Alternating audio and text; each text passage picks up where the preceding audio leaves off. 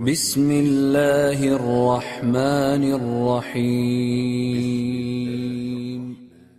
الحمد لله والصلاة والسلام على رسول الله وعلى آله وصحبه ومن اهتدى بهداه وأشهد أن لا إله إلا الله وحده لا شريك له وأشهد أن محمدا عبده ورسوله صلى الله عليه وعلى آله وصحبه ومن اهتدى بهداه واستنى بسنته إلى يوم الدين أما بعد. Aujourd'hui, Inch'Allah Ta'ala, nous allons revenir sur certains points qui ont été évoqués dans le troisième cours. Certains de ces points sont une rectification et d'autres un complément d'information. Donc par rapport à la question le premier point sur lequel je reviendrai est la question de Ar-Rawatib. On avait cité la divergence entre les savants quant au Ar-Rawatib, est-ce qu'il est préférable de les faire au masjid ou à la maison. Et l'avis que j'avais considéré être le plus apparent était celui de l'imam Malik et de Sufyan al-Thawri, à savoir la distinction entre les rawatib de la journée et les rawatib de la nuit. Ceci dit, en étudiant la question d'un peu plus près, il s'avère que l'avis le plus juste est l'avis de Jumhur Ahl al-Ilm, qui est que les rawatib, aussi bien de la journée que de la nuit, il est préférable de les faire à la maison. Les rawatib, les prières surrogatoires, que le prophète sallallahu alayhi wa sallam a fait en permanence et qui sont liées à des prières obligatoires, il les a fait en permanence, il est préférable de les faire en permanence à la maison. À tel point que Ibn al-Arabi al-Maliki rahimahullah ta'ala a cité l'ijma' sur cette question. Mais le plus juste, c'est que il n'y a pas de consensus sur la question. Le premier avis donc est celui du Jumhur, qui est que les rawatib doivent être faites, où il est recommandé de les faire à la maison, aussi bien celles de la journée que celles de la nuit. Le second avis est celui de l'imam Malik et de Sufyan al-Thawri, qui est que les rawatib de la journée doivent être faites à la maison, au masjid, et les rawatib de la nuit au bayt. D'accord? Les rawatib de la nuit au bayt, à la maison. Et la distinction en réalité, la distinction entre les rawatib de la journée et les rawatib de la nuit n'est pas juste. Pour quelle raison? Car si cette distinction était valide, le prophète sallallahu alayhi wa sallam aurait fait les rawatib de la journée à la maison. Il les aurait fait au masjid, afwan. Et il aurait été donc préférable de les faire au masjid. Mais lorsqu'on regarde la sunna du prophète sallallahu alayhi wa sallam, on voit qu'il a fait les 2 rak'at de l'fajr avant la prière obligatoire du matin. Il les a fait chez lui et non pas au masjid comme j'avais dit dans le cours précédent, donc c'était un point à rectifier. Et de même les 2 rak'at après le Jumu'ah, le prophète sallallahu alayhi wa sallam les a fait chez lui, comme il est rapporté dans le hadith as-sahih. Ce qui prouve qu'il n'y a pas de distinction en réalité entre les rawatib de la journée et les rawatib du jour, et qu'il est préférable dans les 2 cas de figure de prier les prières surrogatoires chez soi. Et la preuve, c'est le hadith général, la généralité du texte, où le prophète sallallahu alayhi wa sallam dit ayyuhan nasu sallu fi buyutikum, aux gens, priez chez vous. Nous allons voir ce hadith inchallah avec ce hadith dans sa totalité dans les minutes à venir. Le troisième avis sur cette question est celui de Al-Qadi Abu Tayyib ou celui de Al-Qadi Abu Tayyib, comme le rapporte l'auteur de At-Tasrib, qui est que toutes les prières qu'il est recommandé de faire toutes les rawatib au masjid, que ce soit les rawatib de la journée ou les rawatib de la nuit.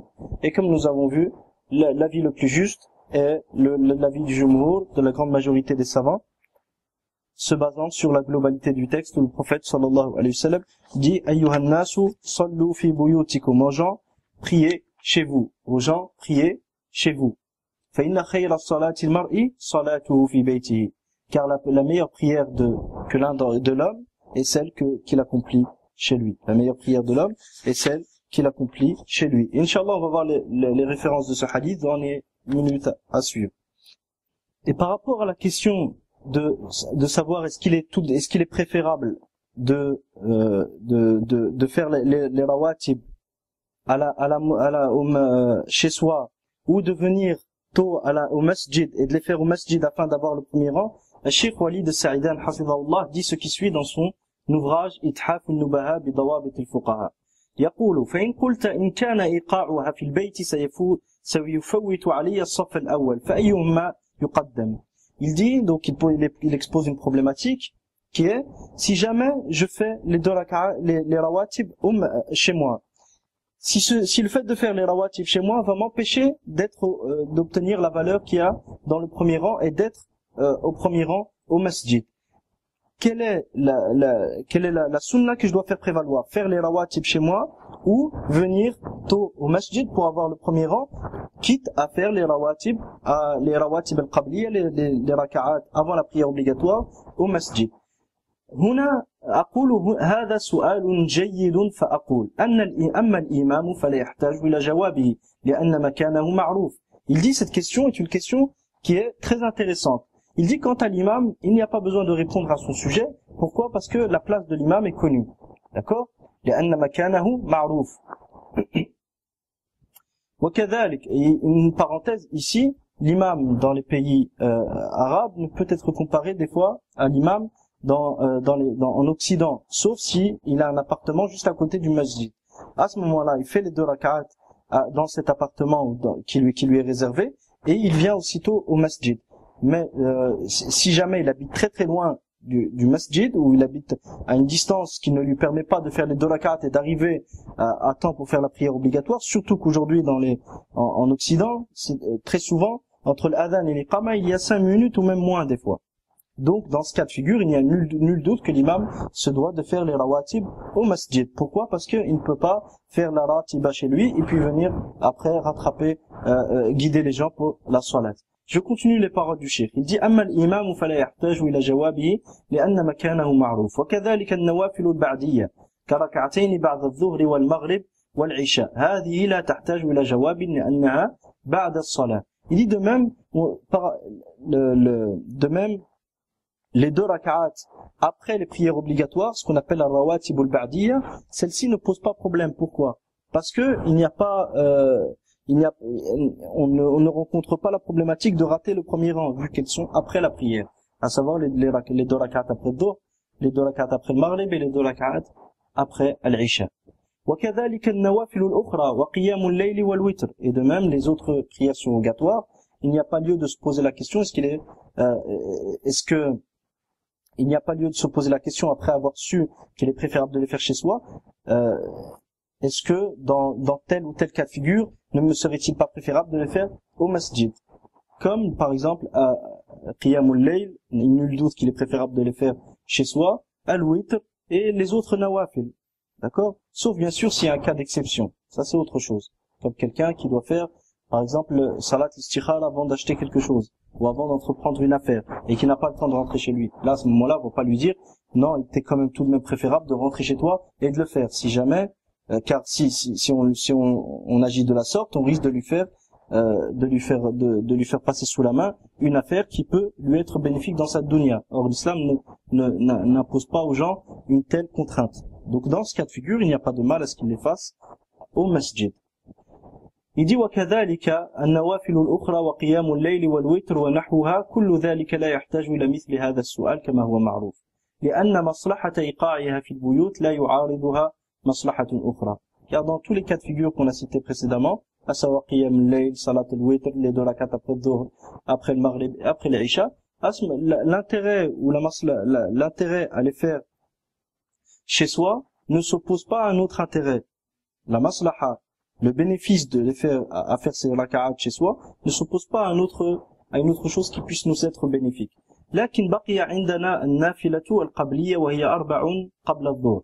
Mais il nous reste la problématique de la prière surrogatoire avant la prière de dhuhr.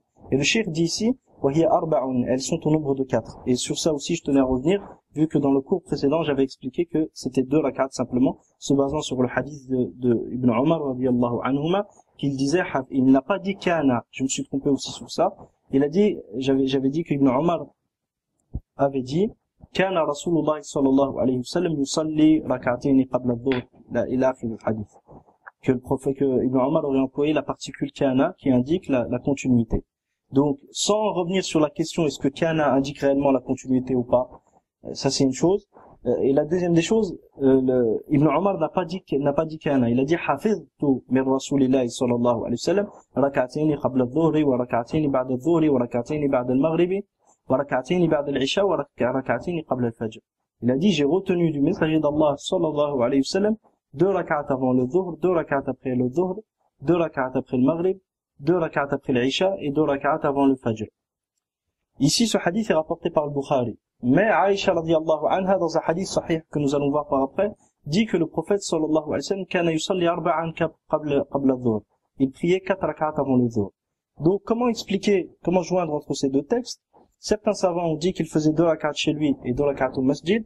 D'autres ont dit qu'il faisait 4 tout de même chez lui, mais que Ibn Omar n'en a retenu que 2, et que وَأَنَّ مَنْ حَفِظَ حُجَّةٌ عَلَى مَنْ لَمْ يَحْفَظْ, et que celui qui a retenu une information supplémentaire est une preuve contre celui qui n'a pas retenu cette information, et que par conséquent nous devons faire prévaloir la parole de Aïcha ou le supplément d'information présent dans le texte que rapporte Aïcha sur ce que rapporte Ibn Omar radiyallahu anhuma. Et le plus juste, Inch'Allah, c'est ce second avis, cet avis qui dit que nous faisons prévaloir la parole de Aïcha sur la parole d'Ibn Omar radiyallahu anhuma, contrairement à ce que j'avais dit dans le cours précédent.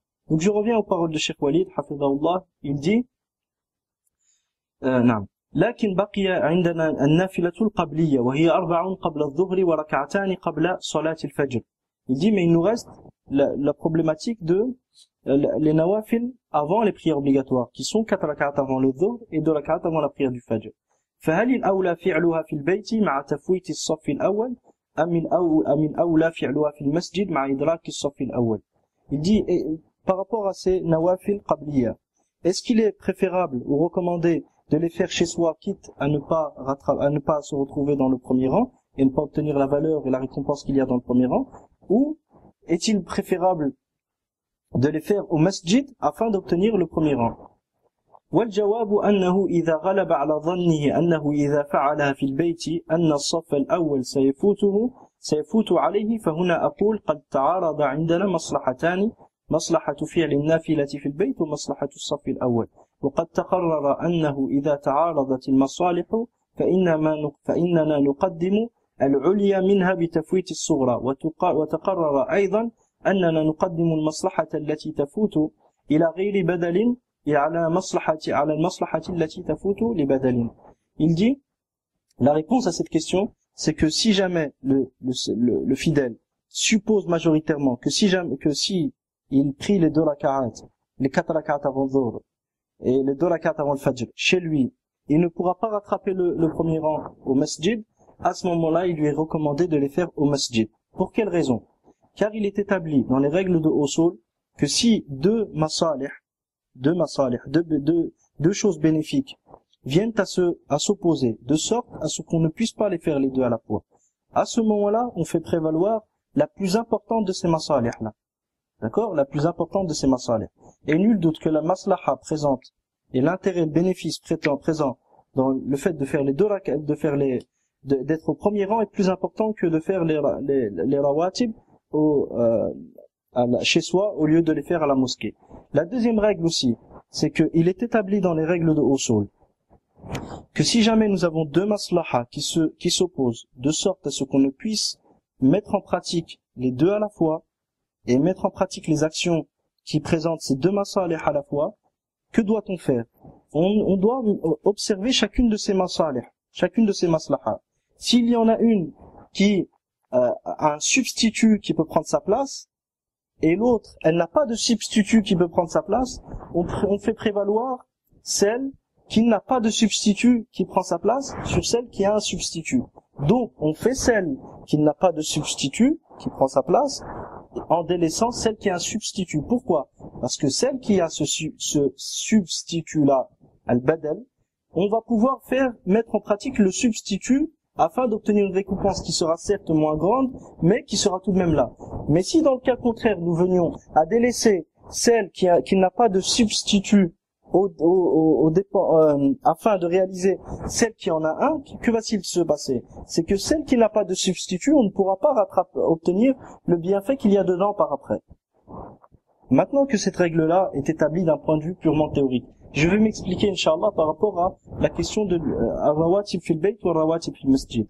Les rawatib fil bayt, les prières surrogatoires chez soi, sont certes recommandées, d'accord. Mais, si jamais tu ne peux pas faire ça, il y a un substitut qui est de les faire où? Au masjid. Mais le fait d'être au premier rang, le bénéfice et la valeur d'être au premier rang, si jamais tu ne le fais pas, est-ce qu'il y a quelque chose qui prend la place? Est-ce qu'il y a quelque chose qui prend la place du premier rang? Il y a le deuxième rang. Mais le deuxième, est-ce qu'il y a quelque chose qui prend la place du premier rang? Il n'y a rien qui prend la valeur exacte du premier rang. Contrairement aux rawatib au masjid.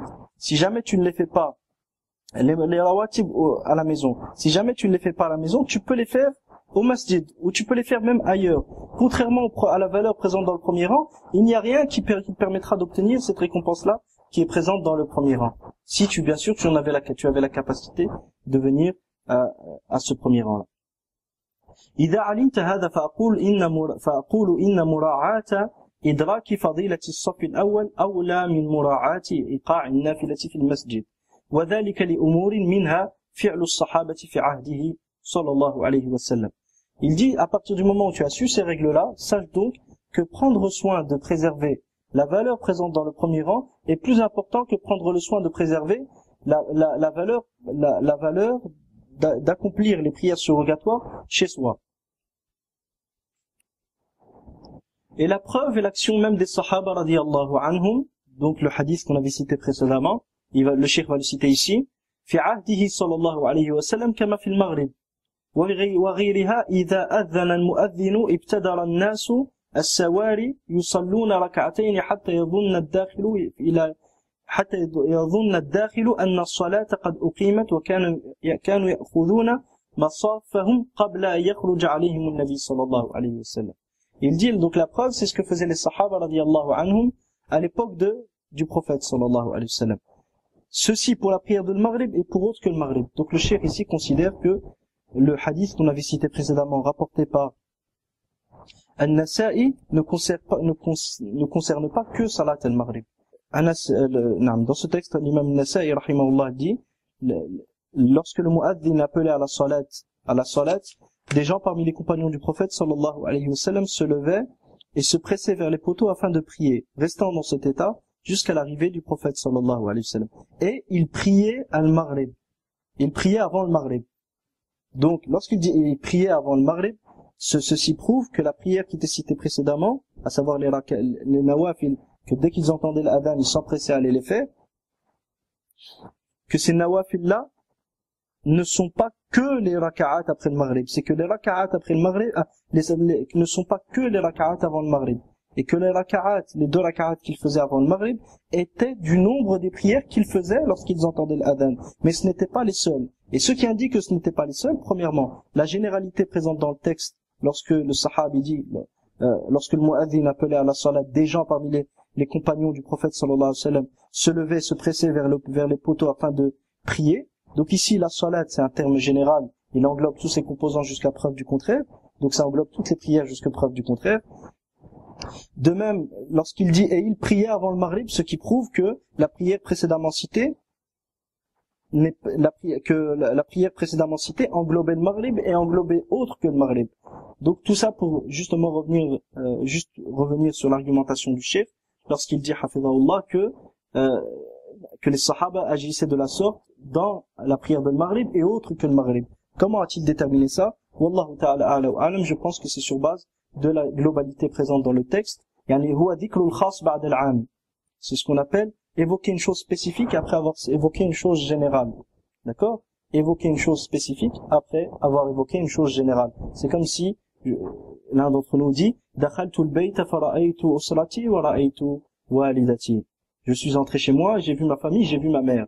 Lorsqu'il a dit j'ai vu ma famille, sa mère entrait dedans. Mais pourquoi il a dit et j'ai vu ma mère? C'est pour attirer l'attention sur sa mère et pour montrer l'importance que sa mère avait à ses yeux. Donc lorsque les sahaba radiyallahu anhum ici disent lorsque l'un des sahaba dit que les sahaba priaient lorsqu'ils entendaient l'adhan, ils se levaient et ils accouraient ils se précipitaient vers les poteaux afin de prier et ils priaient avant le Maghrib. Lorsqu'il dit il prie avant le Maghrib, c'est pour attirer l'attention sur la prière de le Maghrib et qu'il est permis de prier avant le Maghrib. Mais ça ne veut pas dire que ils ne priaient que lorsqu'ils entendaient l'adhan de le Maghrib. C'était le Maghrib et d'autres que le Maghrib. Et cette règle-là, on dit quoi? On dit que le khas ba'd al-'am yufidu at-ta'zim ou yufidu al-ahamiyya. D'accord? évoquer une chose spécifique après avoir évoqué une chose générale indique l'importance de la chose spécifique qui a été mentionnée. On peut retrouver ça dans la sunna du prophète sallallahu alayhi wa sallam, avant tout dans la parole d'Allah subhanahu wa ta'ala. Allah il dit man kana aduwan lillahi wa malaikatihi wa jibril man kana aduwan lillahi wa malaikatihi wa rusulihi wa jibril wa mikal fa inna Allah aduwwun lil kafirin. Quiconque est l'ennemi d'Allah, de ses anges, de ses messagers et de Jibril et de Mikael, certes Allah est l'ennemi des mécréants. Dans ce verset, lorsqu'Allah a mentionné Jibril et Mikael entrent dans la globalité des anges qui ont été mentionnés au début du verset. Quiconque est l'ennemi d'Allah, de ses anges, de ses messagers,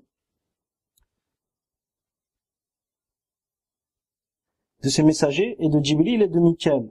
Donc, Jibril et Mikael entrent dans la globalité des anges. Mais pourquoi ont-ils été mentionnés à part? C'est pour montrer l'importance de ces anges-là. D'accord? Et de même, on retrouve ça dans la sunna du prophète, sallallahu alayhi wa sallam, lorsqu'il dit, وَمَنْ كَانَتْ هِجْرَتُهُ لِدُنْيَا يُصِيبُهَا أَوْ امْرَأَةٍ يَنْكِحُهَا فَهِجْرَتُهُ إِلَى مَا هَاجَرَ إِلَيْهِ.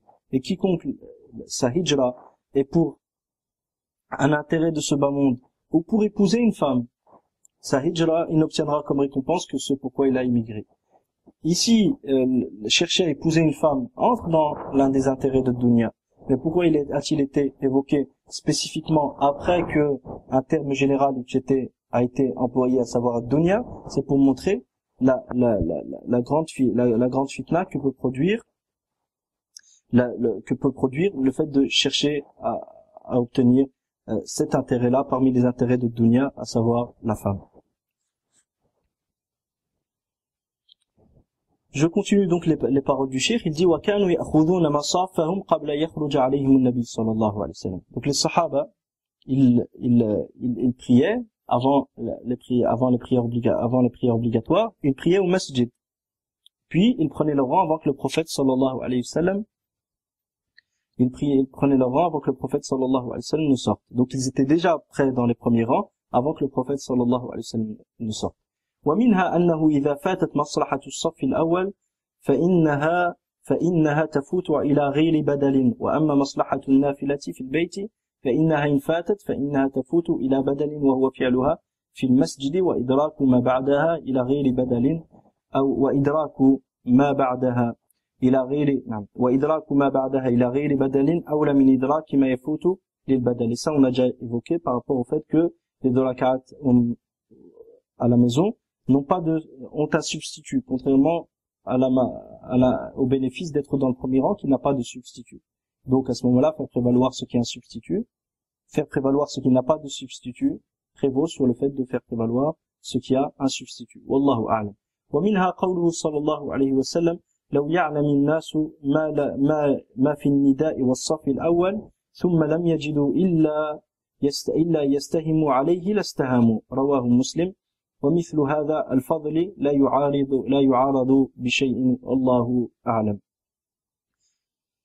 Donc ici il cite le hadith où le prophète sallallahu alayhi wa sallam dit: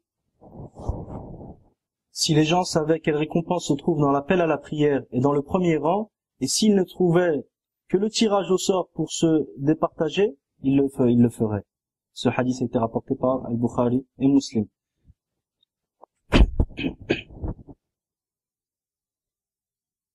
Et nul doute que lorsque la récompense et la maslaha, l'intérêt présent dans ce hadith, l'intérêt à faire ne peut être contredit ou ne peut être contredit par l'intérêt à faire les 2 rak'at ou faire les 4 rak'at avant le dhuhr ou avant le fajr chez soi. Car la récompense est certes importante, mais elle n'est pas aussi importante que celle présente dans ce hadith. ومنها أن الحكم الشرعية من إيقاع النافلة في البيوت تدرك بالنوافل الأخرى كالبعدية وقيام الليل وإنما الذي يفوت شيء يسير من النوافل. Un autre point qui permet d'affirmer ce qui a été cité précédemment, c'est que la sagesse légale, la sagesse qu'Allah subhanahu wa ta'ala a voulu du fait de faire les nawafil chez soi, qu'est-ce que c'est? C'est que nos demeures ne deviennent pas des cimetières. Nos demeures ne deviennent pas des cimetières et que nos demeures que nos demeures soit rempli du rappel d'Allah subhanahu wa ta'ala et de l'obéissance d'Allah, afin que la baraka s'y installe et y descende.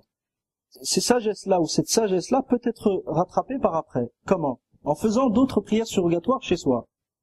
Or, la sagesse qu'Allah subhanahu wa ta'ala a voulu derrière le fait de faire la prière au premier rang, elle ne peut pas être rattrapée par autre chose. Elle ne peut pas être rattrapée par autre chose.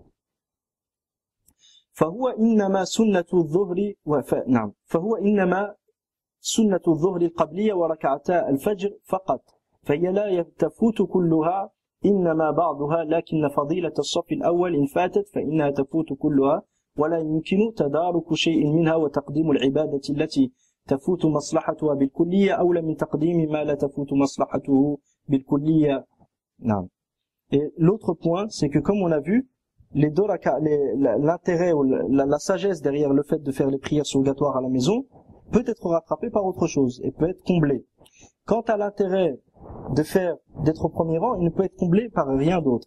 Et il est établi dans les règles de Usul que lorsque nous avons deux masalih, deux choses qui nous sont bénéfiques, l'une peut être comblée par autre chose et une autre ne peut pas être comblée par autre chose. À ce moment-là, on fait prévaloir laquelle? Celle qui ne peut être comblée sur celle qui peut être comblée.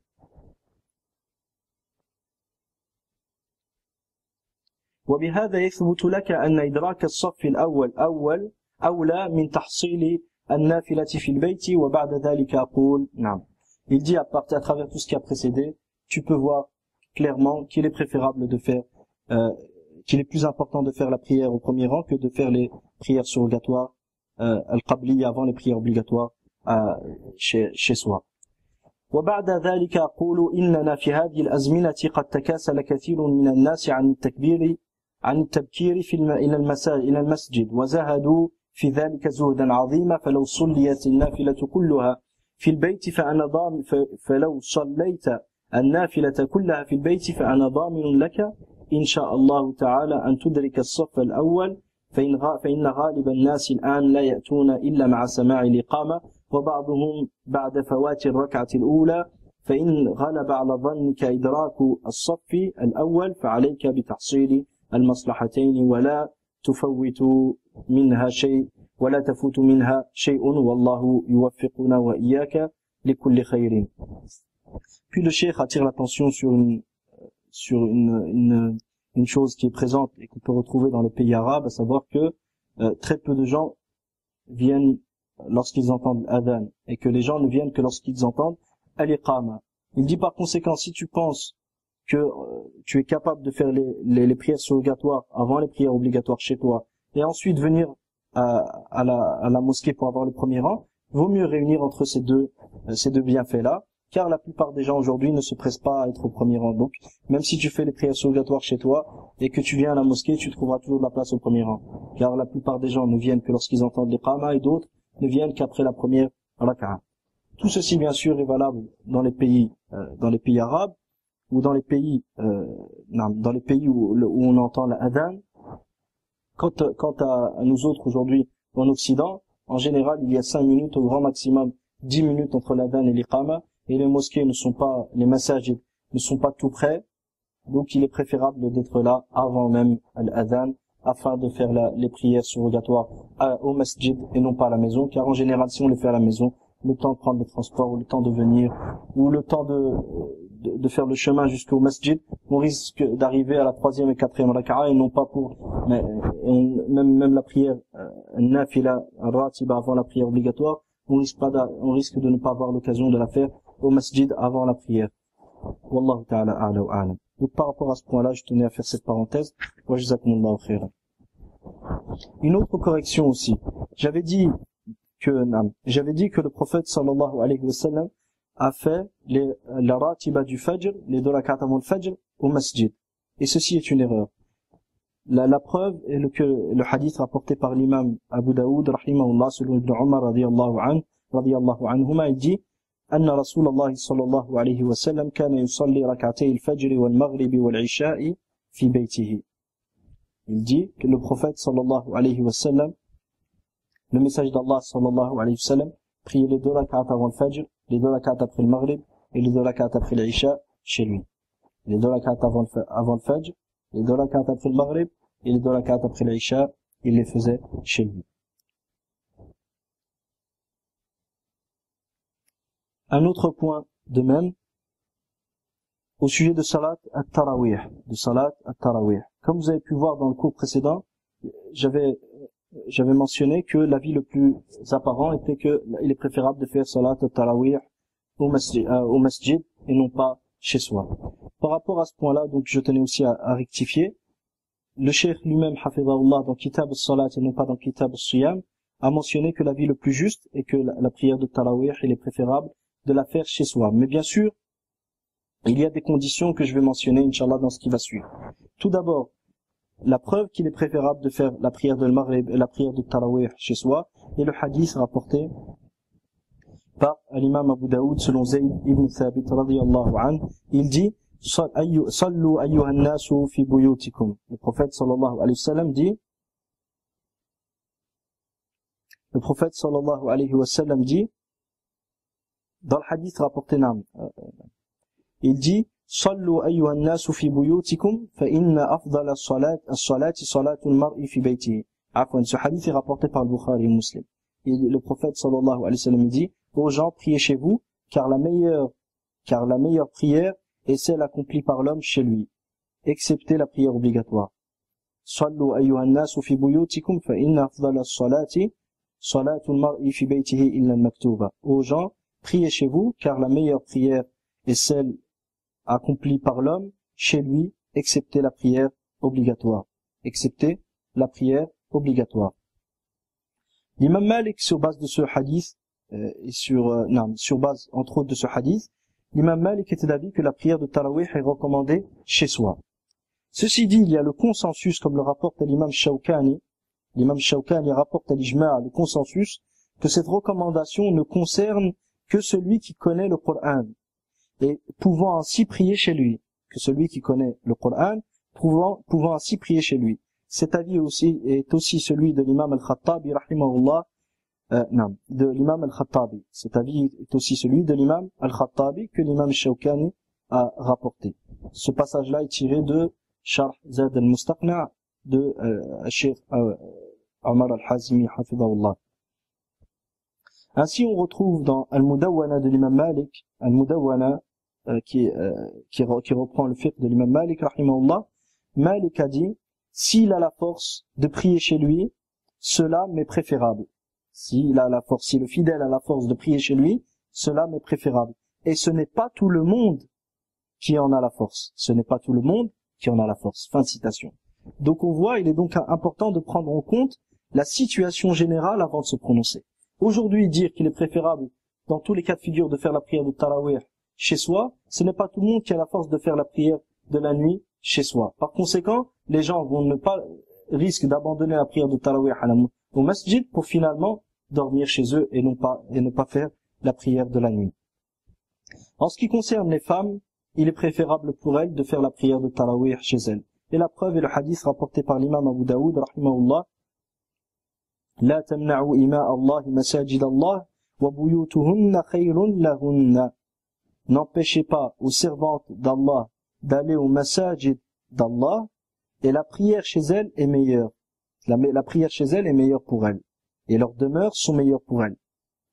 Leurs sont meilleures, afwan. Ce n'est pas la prière chez elles est meilleure, et leurs demeures leur sont meilleures. Ce qui implique, bien sûr, que la prière chez elles est meilleure. Mais le texte, comme on le retrouve, c'est « N'empêchez pas aux servantes d'Allah d'aller au masajid et leurs demeures leur sont meilleures », ce qui implique que la prière chez elles leur est meilleure. Bien sûr, tout ceci sont des ahkam asliya, c'est les statuts de base. Il peut y avoir des exceptions si, dans certains cas de figure, il peut y avoir des exceptions, mais nous on parle pas des cas d'exception, comme quelqu'un qui a besoin de se ressourcer, d'aller entendre la parole d'Allah subhanahu wa ta'ala par une personne qui lit le Coran convenablement. Donc à ce moment-là, si la femme a vraiment besoin de ça pour se ressourcer et se renforcer dans sa foi, nul doute que dans ce cas de figure, il n'y a pas de mal et que le mari, il est même préférable pour le mari de l'accompagner ou pour la femme d'aller au masjid, bien sûr, tant qu'il n'y a pas de fitna sur la route.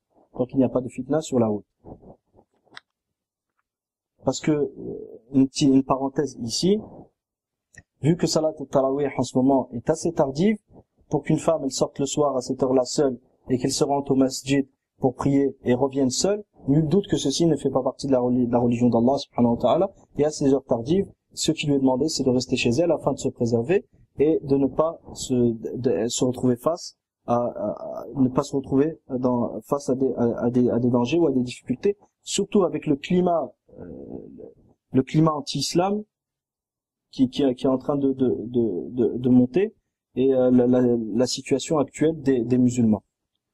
Donc afin de préserver nos sœurs, il leur est préférable à ces heures tardives, de rester chez elles, et non pas de sortir sous prétexte de vouloir obtenir la récompense à prier la prière de Tarawih, de sortir à ces heures tardives. Non. Dans ces cas, vaut mieux pour elle qu'elle reste chez elle. Wallahu ta'ala a'la wa a'lam. Un autre point aussi que je tenais à rectifier, j'ai dit que le hadith au sujet de Ratibatul Maghrib, lorsque le prophète sallallahu alayhi wa sallam a dit Sallu ayyuhan nasu fi buyutikum, aux gens na'am. Afwan. J'ai dit que le hadith au sujet de Ratibatul Maghrib, lorsque le prophète sallallahu alayhi wa sallam a demandé qu'elle soit priée chez soi, que ce hadith a été rapporté par Muslim, ce qui est une erreur. Ce hadith fut rapporté par l'imam Abu Daoud, entre autres, selon Sa'd ibn Ishaq, selon son père, selon son grand-père. Il dit que le prophète sallallahu alayhi wa sallam le visita au masjid de Banu Abdil Ashal. De Banu Abdil al-Ashal. C'était une tribu. Il y pria al Maghrib, il les vit ensuite accomplir des prières surrogatoires après la prière. Il leur dit alors, Hadi salatul buyut, cette prière est celle devant être accomplie dans vos demeures. Cette prière est celle devant être accomplie dans vos demeures, c'est-à-dire chez vous. Hadi salatul buyut.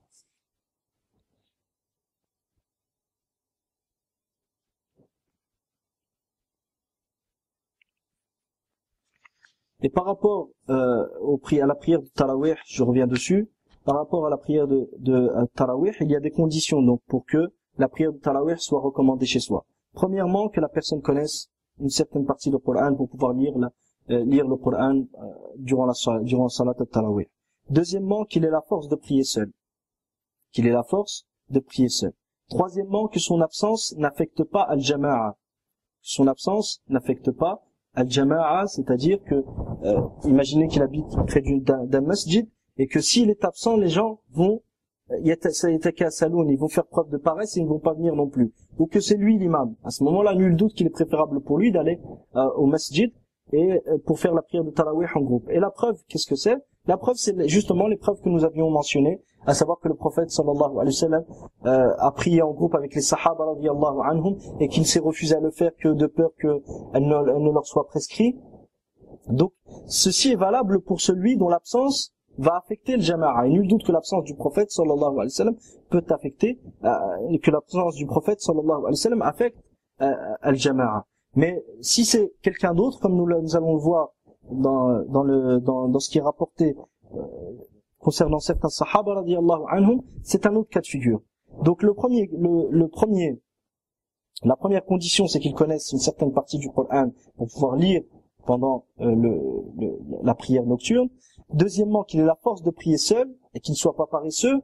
S'il sait que s'il ne va pas aller au masjid, il va pas la faire chez lui, à ce moment-là, vaut mieux qu'il aille au masjid. Et en général, la plupart des gens, s'ils ne le font pas au masjid, ils vont pas le faire chez eux. Donc par conséquent, vu que les statuts légaux, l'ahkam shar'iyya, dépendent de ce qui est majoritaire et des cas majoritaires et non pas des exceptions, donc ce par quoi on doit interpeller les gens, c'est d'aller prier au masjid et non pas chez eux. Car la situation actuelle fait que si les gens ne prient pas au masjid, en général, ils ne vont pas prier chez eux.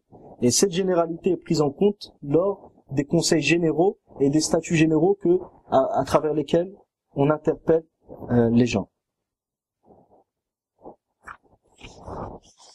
Maintenant, je vais citer, Inch'Allah, certains sahaba qui préféraient prier chez eux et d'autres qui préféraient prier en compagnie de l'imam. L'imam Ibn Abi Shayba, rahimahullah, dans son Musannaf, a cité aussi bien les uns que les autres.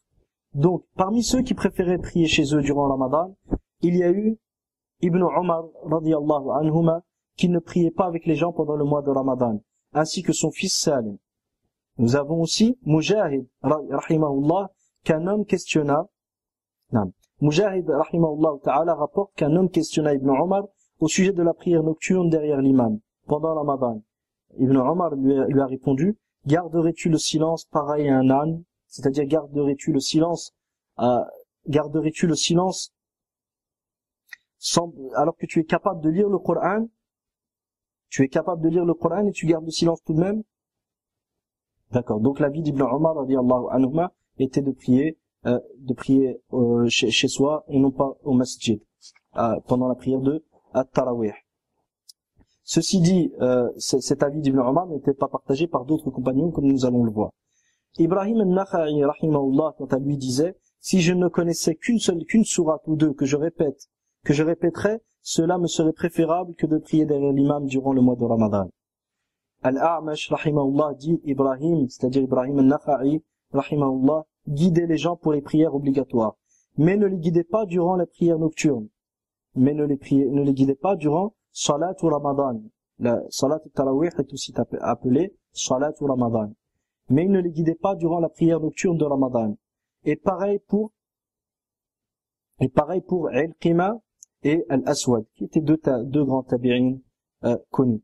Il dit aussi, Al-A'mash, rahimahullah, il dit aussi, Ibrahim et Al-Qima ne priaient pas en compagnie des gens durant Ramadan. Omar ibn Uthman, rahimahullah, dit, j'ai questionné Hassan al-Basri, en lui disant, Ya Aba Sa'id, lorsque le mois de Ramadan arrive, que vois-tu être le plus juste, prier avec les gens ou prier chez soi, en lisant soi-même? Al-Hassan, rahimahullah ta'ala, lui a répondu, je préfère te voir prononcer de toi-même le Coran, que le voir réciter sur toi,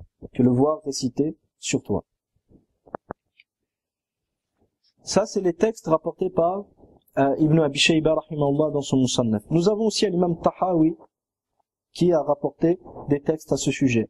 Entre autres, il rapporte que Mujahid rapporte qu'un homme questionna Ibn Omar en lui disant, dois-je prier derrière l'imam pendant Ramadan? Il dit, connais-tu le Coran? Ibn Omar lui a demandé, connais-tu le Coran? L'homme dit oui. Il lui dit, prie alors chez toi. On voit que c'est conditionné par le fait de connaître le Coran. Selon Al-Mughira ibn Ibrahim, rahimahullah, il dit, les mujtahidoun, connus, entre parenthèses, connus pour leur effort dans l'adoration, les mujtahidoun priaient seuls dans un coin du masjid, pendant que les gens priaient derrière l'imam. Ça, c'est pour Salat al-Tarawih. Dans le masjid al-Nabawi, il y avait des gens qui priaient derrière Ubay ibn Ka'b et un autre sahabi, radiyallahu anhu, dont on va voir le nom par après. Donc les gens priaient derrière l'imam, et d'autres, les mujtahidoun, qui étaient connus pour leurs efforts intenses dans l'adoration d'Allah subhanahu wa ta'ala, priaient seuls dans un coin du masjid pendant que les gens priaient derrière l'imam. Shu'ba rahimahullah rapporte, j'ai questionné Ishaq ibn Sumayya rahimahullah, astaghfirullah. Shu'ba rahimahullah dit, j'ai questionné Ishaq ibn Suwayd à ce sujet. Il dit, l'imam nous dirigeait en cet endroit quant à nous, nous avions un rang qu'on appelait le rang des Qurra, Saful Qurra, où nous prions seuls pendant que l'imam dirigeait les gens. Donc ça, c'est encore un autre tabi'i qui explique que à l'époque, pendant que l'imam guidait les gens pendant Salat al-Tarawih, lui et d'autres priaient dans un rang seul. Saïd ibn Jubayr, rahimahullah, priait aussi seul au masjid pendant que l'imam dirigeait la prière en groupe. Pendant que l'imam priait en groupe, lui priait seul au masjid. Ici, une petite parenthèse. Aujourd'hui, si jamais on vient à accomplir ce genre de choses, le problème qui risque de se passer, qu'est-ce que c'est? C'est que les gens vont croire qu'on fait leur takfir, c'est pour ça qu'on ne prie pas derrière eux. C'est que les gens vont croire qu'on fait leur takfir, et c'est pour cela qu'on ne prie pas derrière eux. Et de même que ça risque de créer une discorde, parce que les gens ne vont pas comprendre ton avis, car il est très minoritaire, très peu connu, je veux dire. Donc, de ce fait-là, il est préférable de ne pas agir de la sorte. À moins que tu sois dans un masjid où il est connu que les gens le font sans que personne ne s'en étonne. À ce moment-là, il n'y a pas de mal. Ça, c'est pour ceux qui connaissent une partie du Coran et qui veulent tout de même aller au masjid pour avoir le fadila et prier seul, par exemple. Ceux qui veulent le faire, ils peuvent le faire, mais à condition, bien sûr, qu'il n'y ait pas un mal plus grand qui en découle. Et aujourd'hui, en général, lorsque les gens te voient prier seul alors qu'eux sont en train de prier en groupe, ils vont avoir de mauvais soupçons à ton sujet. Maintenant, au sujet des sahaba radiyallahu anhum et des tabi'in qui préféraient prier derrière l'imam, l'imam Ibn Abi Shayba rahimahullah dans son Musannaf rapporte parmi ceux qui préféraient agir de la sorte, ce qui suit. Selon Abdullah ibn Sa'ib rahimahullah, il dit: un jour, pendant que je dirigeais la prière nocturne, j'entendis le takbir de Omar près de la porte du masjid. Après qu'il soit revenu de la Umrah, il était entré au masjid et pria derrière moi. Donc on voit que Omar radiyallahu anhu priait derrière l'imam pendant Salat at-Tarawih. Selon Al-Layth ibn Sa'd rahimahullah ta'ala, il dit: Taous priait en compagnie des gens pendant Ramadan. Il priait seul, mais s'inclinait et se prosternait avec eux. Il priait seul, mais s'inclinait et se prosternait avec eux. Par rapport à ce athar, je ne saurais pas vous dire est-ce que il s'agit du fait de prier en apparence avec eux, mais de s'incliner, de prier seul, mais en apparence avec les gens, ça je ne saurais pas vous dire. Mais par rapport à cette question, si jamais, juste une parenthèse, si jamais vous vous retrouvez dans une situation où vous êtes dans un masjid et que la personne qui se met devant pour prier, c'est un mushrik, qui a dans route qu'Allah subhanahu wa ta'ala, comme ceux qui invoquent les morts leur demandant ce que seul Allah subhanahu wa ta'ala peut faire, ou une personne parmi les catégories de mécréants qui aura commis un acte qui exclut de la sphère de l'islam. D'accord? Comme ceux qui insultent Allah, qu'Allah nous en préserve, ou ceux qui adhèrent à des partis communistes, ou des partis gauchistes, ou des partis politiques dont les principes et les fondements s'opposent clairement à l'islam, et auxquels ils ont juré fidélité, et ils ont adhéré d'une manière claire et évidente, en montrant qu'ils sont d'accord avec ces principes-là, qui s'opposent d'une manière claire et évidente à l'islam. Si jamais ces gens-là s'avancent, l'imam al-Qudam rahimahullah ta'ala a cité que l'imam Ahmed permettait dans ce cas de figure que si la personne ne sort pas du masjid, parce que des fois si jamais tu sors, ça risque de créer un mal plus grand et les gens risquent de ne pas comprendre ce que tu es en train de faire, et à ce moment-là même ta da'wa risque d'être bloquée et les gens ne vont pas comprendre pourquoi tu agis de la sorte, même si tu viens pour leur expliquer. C'est plus une barrière que tu vas mettre entre toi et eux, et les vérités que tu cherches à leur transmettre, tu auras beaucoup de difficultés pour leur transmettre à ce moment-là. Donc si jamais tu ne sors pas, qu'est-ce que tu fais? Tu pries dans le rang, tu pries seul dans le rang, mais en faisant les mêmes gestes, en suivant l'imam dans ses gestes. Mais quant à toi, tu dois prier, tu lis ce que tu as à lire, tu fais les adhkar que tu dois faire, et surtout, tu fais bien attention lorsque tu te relèves du ruku' vers le qiyam, de dire Sami'a Allahu liman hamida. Car certes, il y a une divergence entre les savants, et que le plus juste, le plus apparent, Wallahu ta'ala a'lam, c'est que lorsque nous prions derrière l'imam, et que celui-ci dit Sami'a Allahu liman hamida, qu'on se doit simplement de dire Rabbana wa lakal hamd. Mais si jamais tu pries derrière un mushrik, à ce moment-là, tu es obligé de dire Sami'a Allahu liman hamida, parce qu'en réalité, toi, tu pries pour toi tout seul. Même si en apparence, tes gestes sont synchronisés dans le temps avec ces gestes. Mais ta prière est distincte de ta prière. C'est en cas de nécessité que tu as le droit de faire ça. Comme si dans les cas de figure, ce genre de cas de nécessité varie d'une personne à une autre, et chacun doit respecter les usul d'Ahl-Sunnah aussi bien dans le hukm bil islam ou le hukm bil kufr, dans le fait de statuer de l'islam d'une personne ou statuer de la mécréance d'une personne. Et il ne doit pas juger musulman le mécréant, ni juger mécréant le musulman. Et il ne doit pas rendre mécréant quelqu'un injustement, ni rendre musulman quelqu'un injustement. Et il doit respecter les règles de takfir dans le statut, avant de statuer de la mécréance d'une personne, et il doit respecter les règles de l'islam avant de statuer de l'islam d'une personne avant de statuer de l'islam d'une personne. Donc, on doit connaître les règles, mais à partir du moment où on connaît les règles, on connaît les principes, les bawabit, et les empêchements et les conditions du takfir, et qu'une personne face à nous, il est clair que une personne face à nous, que toutes les conditions sont respectées vis-à-vis d'elle, et les empêchements sont absents, et qu'il a accompli une mécréance claire qui est évidente, à ce moment-là, si on statue de sa mécréance, ce qui est une obligation religieuse, il en découle qu'on ne peut pas prier derrière lui. Maintenant, si quelqu'un a commis un acte de mécréance clair et évident, si quelqu'un a commis un acte de mécréance, soit, Inch'Allah, je ne vais pas trop m'étaler là-dessus, afin que les esprits ne se perdent pas, je vais revenir sur la question, à savoir je reviens au texte de Al-Layth ibn Sa'd, il disait que Taous, rahimahullah, priait en compagnie des gens pendant le Ramadan, il priait seul, mais s'inclinait et se prosternait avec eux. Quant à l'explication de ce athar, je n'ai rien trouvé jusque maintenant. Wallahu ta'ala ala wa ala. Aoun ibn Abi Muhammad, rahimahullah, préférait prier en compagnie des gens durant le mois de Ramadan. Donc là, on a encore un tabi'i qui préférait prier en compagnie des gens.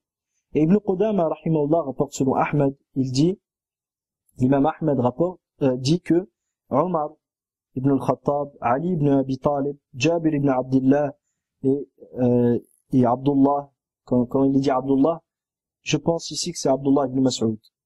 Je pense que c'est Abdullah ibn Mas'ud, ou peut-être Afan. Astaghfirullah.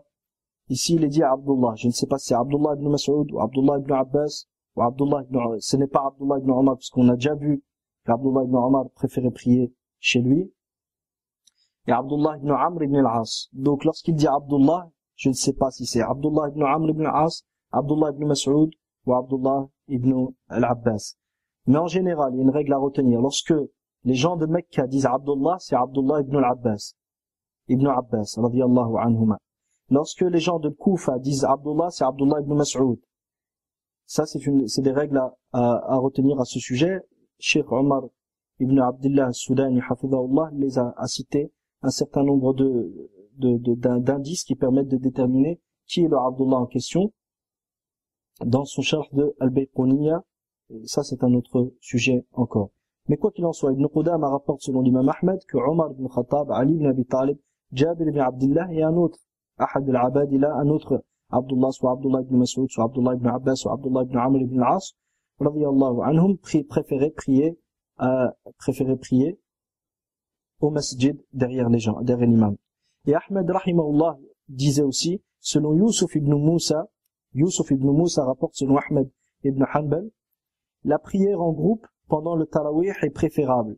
Et si celui qui l'a pris chez lui est un homme pris comme modèle, je crains que les gens ne l'imitent.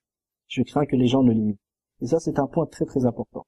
Si jamais l'un d'entre vous est pris comme modèle, le problème c'est que s'il délaisse la prière en groupe au masjid, les gens vont le prendre comme modèle. Mais lui va la prier chez lui, mais eux ne vont pas la prier chez lui. Donc dans ce cas de figure, son absence va avoir un effet sur le jama'a, donc il est préférable qu'il aille au masjid. D'accord? Il est préférable que d'aller au masjid. Car, comme vous savez, dans les qawa'id al-usul, c'est que le maslaha al-amma muqaddama ala al-maslaha al-khassa. L'intérêt général prime sur l'intérêt particulier. Et ici, l'intérêt général, c'est justement ce nombre de gens qui risquent de délaisser la prière nocturne et donc de ne pas obtenir la force et la baraka et la rahma qu'il y a dans cette prière-là. Et de même, comme on a vu, ici, le fait de la faire au masjid, ça ne l'empêche pas de la faire chez lui. Donc il y a un badal, il y a un substitut. Il peut rattraper la valeur de prier chez lui, la prière de Tarawih, lorsqu'il rentre chez lui, de prier un certain nombre de raka'at. Mais si jamais il n'y va pas et que les gens le prennent comme modèle, comment va-t-il rattraper l'intérêt qu'il y a dans le fait que les gens ne prient plus chez lui, ne prient plus chez eux? Ça ne sera pas possible. Donc on a cité, Inch'Allah, les sahaba qui priaient chez eux et les sahaba qui priaient au masjid. Il y a un avis intermédiaire entre les deux. Cet avis a été cité par l'imam al-Muzani, rahimahullah, dans le Mukhtasar Qiyam al-Layl, page 232. Salih al-Murri a dit, un homme questionna Al-Hassan al-Basri, rahimahullah, lui disant, Ya Aba Sa'id, voici Ramadan qui me couvre de son ombre, et j'ai appris le Coran. Où m'ordonnes-tu de prier? Seul ou de rejoindre ou de me joindre au groupe des muslimines et de prier avec eux? ou de me joindre au groupe des musulmans et de prier avec eux. Al-Hassan rahimahullah lui a dit, tu es un serviteur en mesure de savoir le contenu de ton intérieur, de ton cœur. Vois donc quel contexte est le plus à même d'amener à la concentration et la crainte de ton cœur et à ton éveil d'esprit, et sois attentif à t'y tenir. Tu es un serviteur en mesure de savoir le contenu de ton cœur. Vois donc quel contexte est le plus à même d'amener à la concentration et la crainte de ton cœur et à ton éveil d'esprit, et sois attentif à t'y tenir. Sois attentif à t'y tenir. Ici, cette parole de Al-Hassan al-Basri, rahimahullah, le Cheikh Abdurrahman al-Soudais, qui n'est pas Abdurrahman al-Soudais, celui qui est l'imam de Masjid al-Haram, c'est un autre Abdurrahman al-Soudais, qui est un Cheikh Fadil, contrairement au premier qui d'une manière claire s'est allié au gouvernement pakistanais, faisant des doigts pour qu'Allah subhanahu wa ta'ala soutienne ce gouvernement et qu'il le renforce, en sachant que ce gouvernement n'applique pas la charia d'Allah subhanahu wa ta'ala et qu'il prend comme référence comme source de législation autre que la charia d'Allah, ce qui est du shirk, donc d'invoquer Allah pour qu'Allah soutienne ce gouvernement-là. Si ce n'est pas un égarement, qu'est-ce que l'égarement alors? Qu'Allah nous en préserve. Mais Cheikh Abdurrahman Soudais dont je parle est le cousin de Cheikh Abdurrahman ibn Abdelaziz, d'un autre Soudais qui est l'auteur de Al-Hakimiyya fi Adwa al-Bayan et qui est toujours en prison. Fakallah wa asra. Nasallallahu subhanahu wa ta'ala yafarija anhu wa an jami' al-muslimin wa yaruddahu ila ahlihi saliman ghaniman ghayra khaziyyin wala maftun.